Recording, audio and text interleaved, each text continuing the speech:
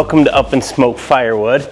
It is, I don't know, stupid o'clock in the morning. It's like 7 degrees outside, and I thought today would be a good day to work in the shop. I'm going to show you guys what we've been up to with our Firewood man cave, and then I've got, I don't know, half a dozen other things that I want to show you as well.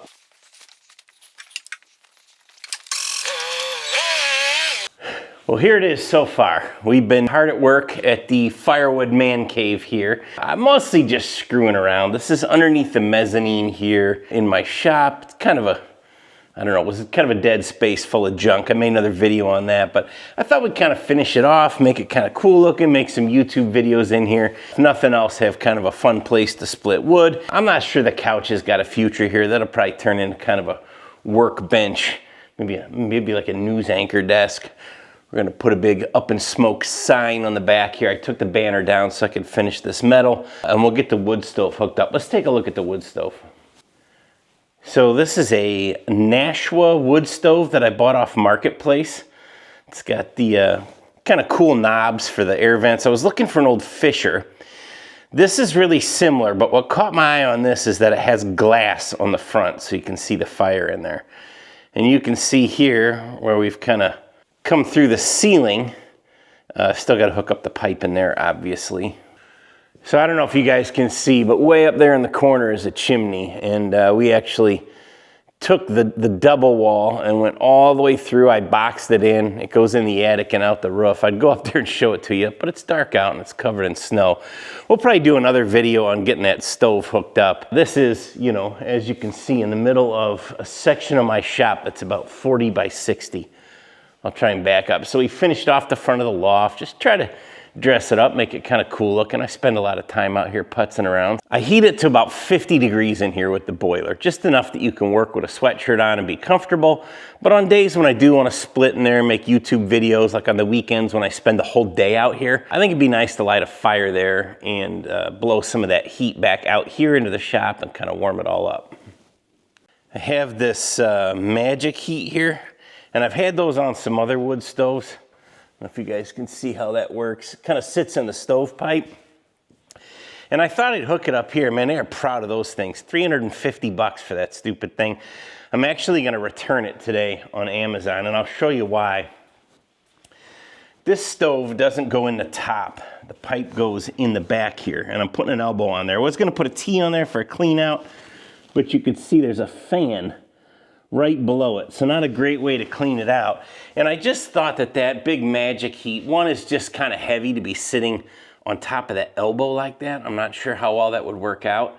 But two, there's already a fan in the back of the stove that'll blow it out. It's a built-in one. I've got an outlet that I put back here in the metal, and I think it'll work just fine. If it doesn't, we'll hang a box fan or something. I actually thought maybe, and you guys can tell me in the comments, I would put a fan like here and hang it from the ceiling. I gotta maybe do it over in a corner so it's not in the way of the forklift they're walking through. But maybe that's a better place to blow some of the heat out from under the loft into the rest of the shop. And then we don't use it much because I've got radiant heat in here. And the way radiant works, contradictory to forced air, the heat kind of stays in the bottom half of the shop and radiates off the concrete floor. So I've got a big ceiling fan up there that I think will be more useful once the stove is lit and pushing that hot air down off the ceiling.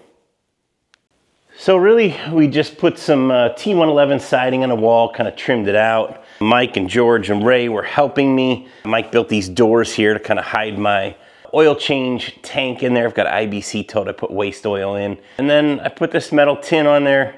Thought it just kind of looked cool, breaks it up a little. Of course, you want something non-combustible behind the stove. And then we finished the rest of the walls off with T111. We put this tongue and groove, I don't know, I call it car siding. They call it paneling on the ceiling. It's end matched, pre-finished, really cool stuff. I actually ordered it for our cabin in Kentucky. You could see up there in the loft is the rest of it sitting up there. And then we put these can lights in there. I'll show you something cool on the can lights. So these cans are, I call them eyeball cans. So you can swivel them around. 360 degrees, they're kind of neat. They're all eyeballs, they don't necessarily need to be, but I thought you know, maybe if we do have a desk here, we do some videos of my sign, we can shine a couple on the sign, a couple on the desk, maybe highlight the wood stove, and then when we're over here splitting, we could turn a couple cans on there. That's, oh, show you this. Sorry, I'm all over the place today. My buddy Derek sent me a sticker. Derek's Stuff, if you guys haven't seen him before. He's got an 1165 too. In fact, he says he's the first guy to make videos on it, and I think he's right. I know that I ordered mine, and then I started poking around looking for videos, and I found Derek's.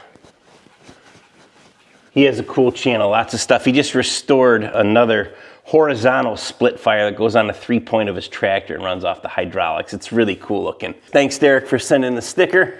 We'll wear it proudly. Actually sent you some in the mail, so you should see those shortly. It'll show well right there. I'm running out of room on a splitter here. Well, that's about all I got to show you here in the man cave. I think, well, of course it needs a television so I can watch all my favorite YouTube videos and maybe some Netflix here and there. So I might mount that, I don't know, one side or the other. We'll put up a TV. I think probably over here I'm gonna make some kind of a steel plate. I was thinking about it, and a couple of you suggested it too, kind of a wall for stickers, if you will, just so I don't, you know, you put them on a splitter and then you get rid of the thing, or you put them on a fridge and it conks out. I thought maybe a nice plate to put some of those on. Not that, I don't think the splitter's ever going anywhere. It fits pretty nice right there. We'll have it for a long time. But I think a TV, something for the stickers. Like I say, we'll put up this big sign. We'll finish hooking the stove up over here so that that's functional. And then I think we'll do something kind of desk workbench thing, if you will, instead of this couch. We're packing up to go to Kentucky here. This is going to be a long trip building our bathhouse, long and cold. So I've got all the things going in here. There's quite a bit, and I think I just about got it all. But I need to take some firewood. We have a small Jotul, J-O-T-U-L, I think, wood stove there in Kentucky, and it's a lot of softwoods in Kentucky, a lot of green stuff. We just haven't gotten ahead splitting. So I wind up, I have a whole bunch of walnut that I kiln dried. I made another video on that, 12-inch small stuff, and I want to take it down with me. So in the past, I put a tote in the back of my pickup. That just kills the entire bed of the pickup. Or I filled small bags, like bundle bags, and man, you know, we fill like 20 of those. It's a lot of time. So I bought some of these smaller bags from AJ Schaefer that aren't quite, you know, massive tote bags. They don't need that much firewood. An entire tote of firewood will last almost the whole winter out there. And I put it on the front porch, so I don't take it all at one time. So just these, I can't remember what they call them, these smaller bags they have. I actually ordered some other ones on Amazon too. I want to kind of compare them. Will be better because I've got to take an auger for making a shed there in the back of my pickup, a bundle of firewood, and a tote of kindling. I'm going to try and get it all in the back of the pickup because this trailer, by the time we put food and luggage and all that in there, will just about be done. At least out of floor space. This is a really tall trailer, so I can stand doors up in it and stuff. So you wind up unable to use a lot of that unless you, I don't know, build a loft or bunk beds in a trailer or something. This is my race trailer for side-by-sides. That's why it's all insulated with a paneled ceiling and more can lights, because I just have a hard time leaving things alone.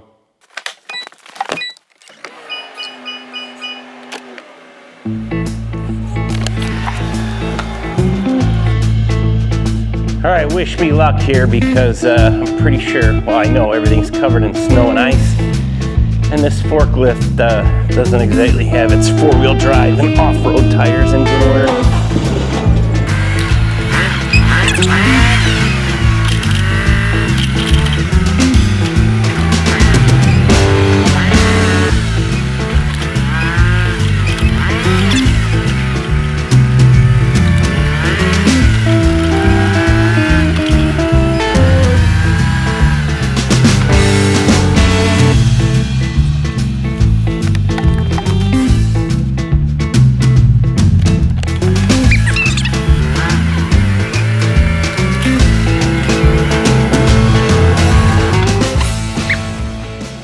I think this is where the stove would help a lot. If we had a fire going in there, which I fully would right now, the recovery time for this shop when you have the doors open for very long, I think would be significantly better. Or at least it could be cold over there and we could be warm over here. That's all right though. Playing games. Let's see what these bags have to offer. They're adorable.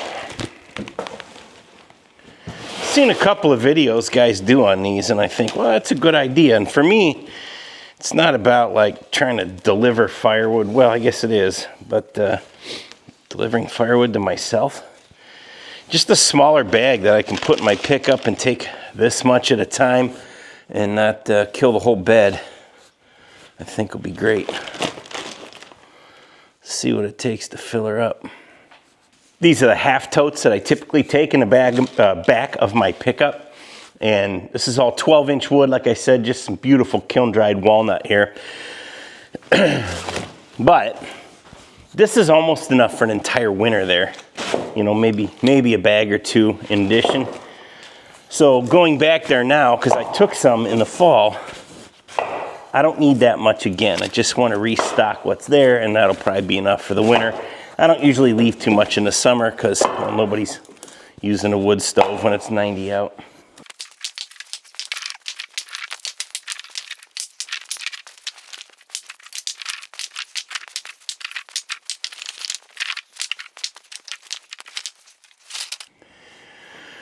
All right, so that's about the perfect amount of wood for me, and maybe I could take 2 of them. I don't think I need it now. In fact, people use less wood than I thought they would, but we will use a lot while we're there. It is going to be cold, and that cabin has no foundation. It's on stilts, so that cold comes underneath, and the mini splits struggle to keep up. It's not terrible. It does pretty good, but the wood stove's definitely nice, unless you're the guy sleeping in the loft.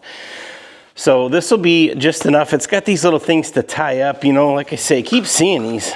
Well, you're not picking that up. That's going to be a tractor or a hand unload, but quite a bit more manageable size. Maybe you want to weigh it? Let's weigh it and see what it weighs.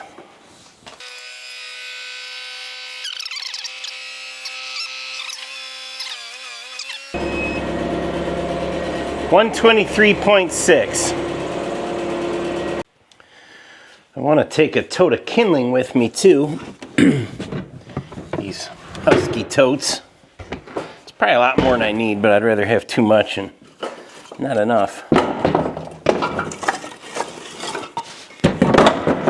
This is a bunch of split rail fence that I had here on my property. I took it down and we split it up into kindling.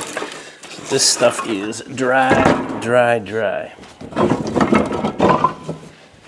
How to get fire started. I think we get that nice super dry walnut for the wood stove and some really dry kindling, both for campfires and the wood stove. Maybe some of these rental guests will actually be able to get a fire started. About a 5-gallon jug of Boy Scout water.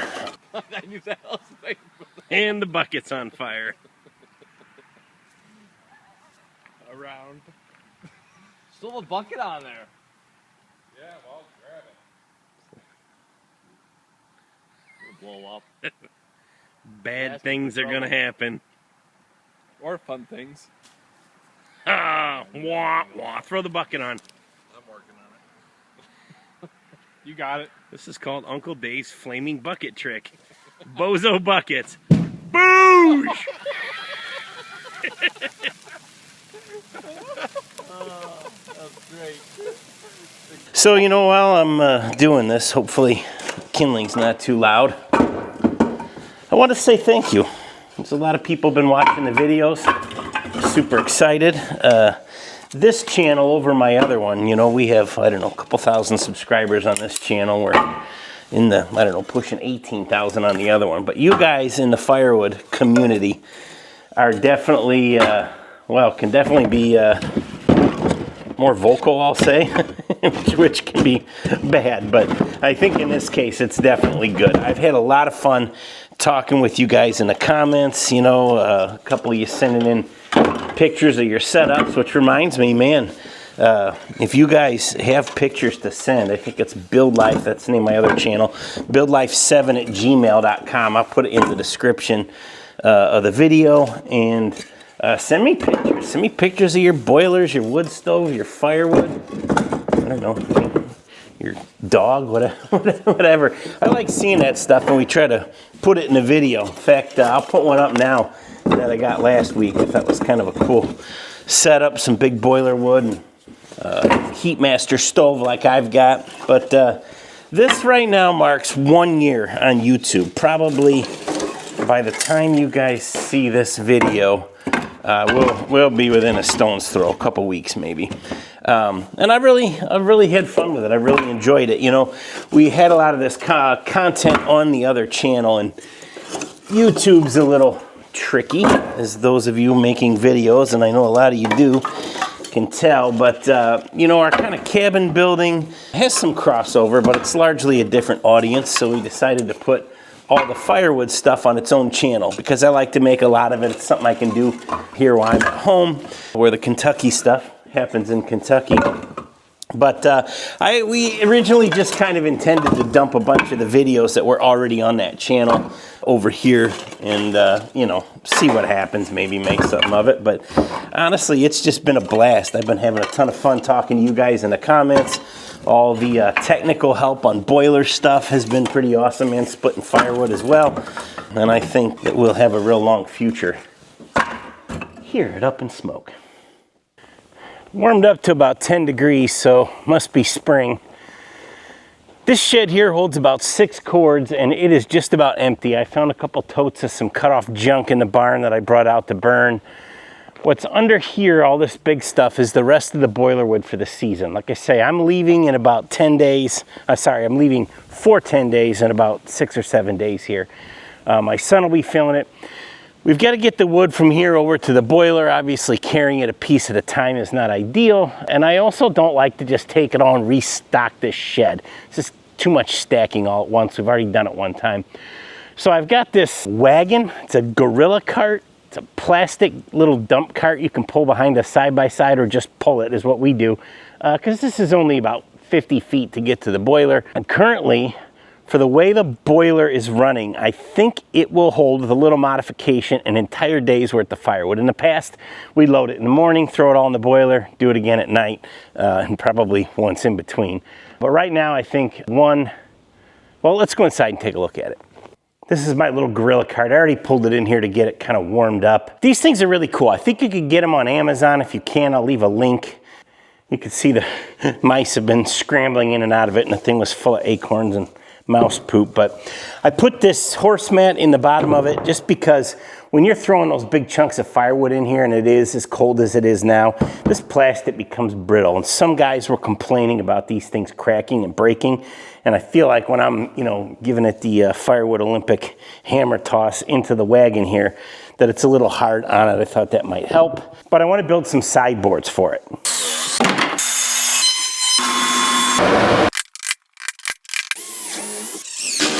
Piece of cake. That should be it. Ready for action. Again, I really appreciate your following along for the last year. Or those of you who are brand new, I look forward to having you around for the next year. I've got to get the rest of this stuff packed up and ready to go to Kentucky. I'll see you when we get back. I'll probably see you there, actually, but either way, we'll see you soon.